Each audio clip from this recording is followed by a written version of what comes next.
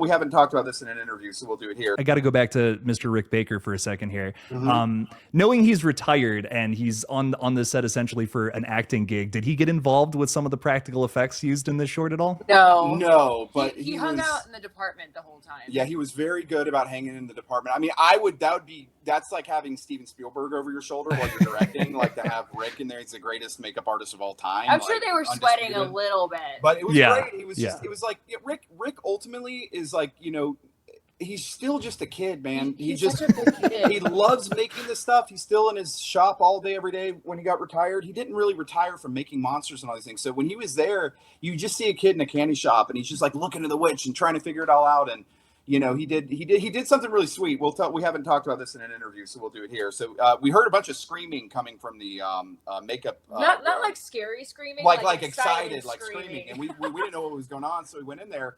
And Rick had brought like a gallon jug of something, right? And it was apparently this really rare glue that has been no longer, it's been discontinued. No one makes it anymore, but it's like the best adhesive material. And apparently like an ounce of it worth $1,000. And he brought a whole gallon of it. And he gave it to all the makeup artists, and they all like divvied it up in their stuff, and so they all like freaked out, and we just saw that. And that's who Rick is. It's like him bringing like blocks of gold. Yeah. But it was like makeup artist gold, he's just such a generous person, and like he's so kind, and he literally came to set on like even when he didn't have to be there, just to hang out and spend time in the makeup department and hang out and spend time with us or art department and just talking to people. And he told us, he's like, this is what I thought making movies was going to be like. And it wasn't.